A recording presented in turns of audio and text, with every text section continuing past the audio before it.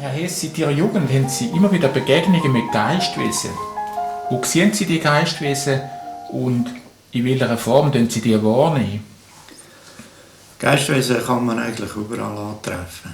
Sie sind ein Teil von unserer Gesellschaft gewesen, da sie ja jetzt einfach ihren Körper verlassen. Und wenn sie auf der Erde bleiben und hier weiterhin sind, trifft man sie hauptsächlich da an, wo Menschen sind. Also an Versammlungsorten wie Einkaufszentren, in den Kirchen, in einem Konzertsaal, am Bahnhof und so weiter. Man kann es ganz verschieden wahrnehmen. Die kürzlich erst ihren Körper verlassen, die sieht man sehr gut. Die kann man auch emotional, kann man die sogar irgendwie wahrnehmen, was für eine Stimmung das sie haben, ob sie traurig sind, ob sie Freude haben oder was sie gerade bewegt. Man sieht auch Kleider, man sieht ihre Gesichtsausdrücke oder respektive eben von den Astralkörper kann man eigentlich in einer sehr guten Form wahrnehmen. Es ist eine traurige Tatsache, dass sich immer wieder Leute umbringen.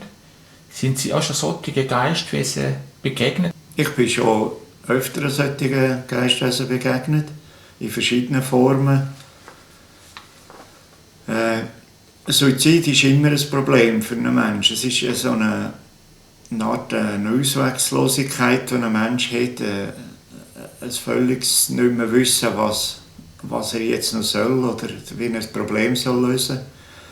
Und er verwechselt jetzt irgendetwas. Seine Probleme haben ja nichts mit seinem Körper zu tun.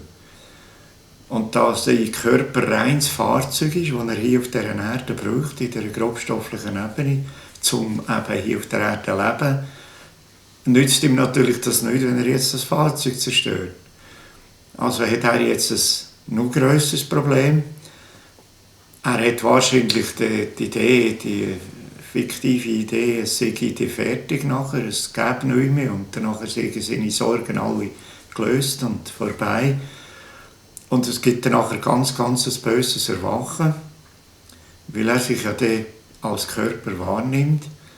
Einerseits und andererseits auch sieht, dass er jetzt eigentlich sein Fahrzeug, das ja für ihn wichtig wäre oder gewesen wäre, zerstört hat. Also offenbar gehen ja viele davon aus, wie Sie gesagt haben, dass nachher nicht mehr existieren, dass alle Probleme gelöst sind. Also aus Ihrer Sicht ist das nicht so? Nein, das ist überhaupt nicht so. Im Gegenteil, das Problem wird, eben, wie ich vorher gerade gesagt habe, dann nachher noch grösser. Weil jetzt habe ich ja eigentlich zwei Probleme. Ich habe die ganze Sache nicht lösen. Ich bin immer noch da und habe kein Fahrzeug mehr, das mir jetzt eigentlich dient, dass ich weiterhin an dem arbeiten könnte, was ich eigentlich mir eigentlich vorgenommen habe. Wegen dem bin ich auf die Erde gekommen.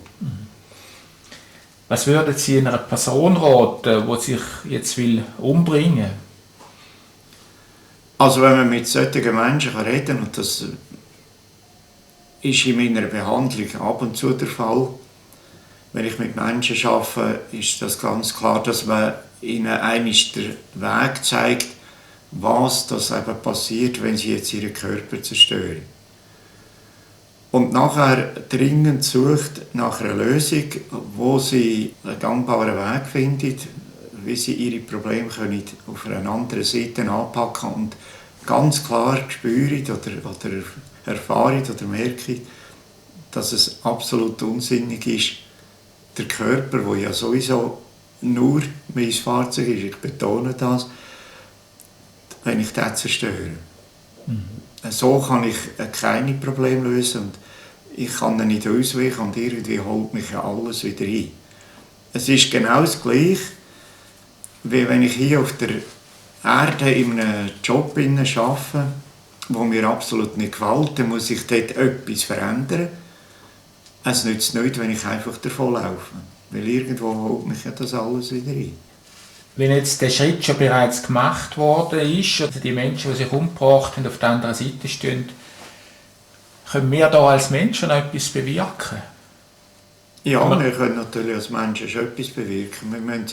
Einerseits müssen wir, so schwer es dann vielleicht in der Situation ist, akzeptieren, dass jetzt der Mensch diesen Schritt gemacht hat Wir dürfen sicher nicht irgendwelchen Hass jetzt auf den Menschen haben oder ärgern.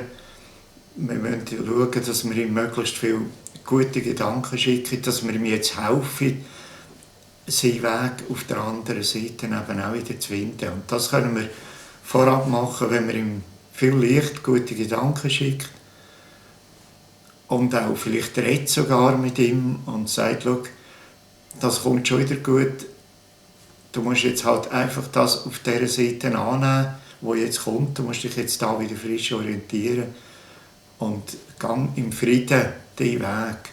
Und dass man ihn selber loslässt, das ist ganz, ganz wichtig. Was passiert mit dem Menschen, der sich umgebracht hat, nachher in der geistigen Welt? Wie geht es für ihn weiter? Das Erste, was er ja bewusst wahrnimmt, ist, dass er noch da ist. Er nimmt sich in einem Körper wahr, in einem anderen. Unter Umständen erlebt er seinen physischen Körper noch und sieht, was jetzt mit dem passiert ist. Und jetzt kommt eine sehr grosse Umorientierung.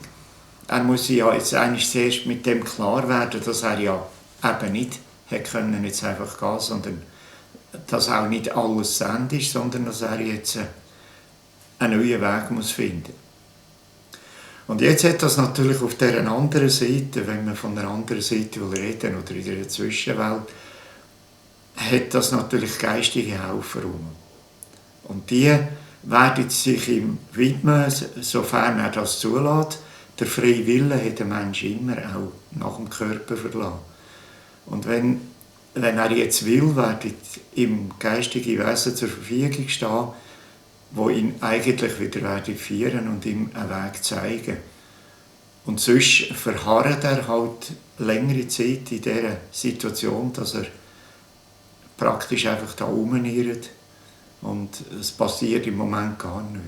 Also für ihn wäre es besser, wenn er sich an die geistigen Helfer wendet, sich führen lässt. Ja, weil das ist irgendwo begreiflich. Seine Vision war ja auf Ende, auf Ende, auch auf Fertig. Es gibt nichts mehr. Schon allein das erfahren, dass es nicht so ist natürlich fast wie ein Schock.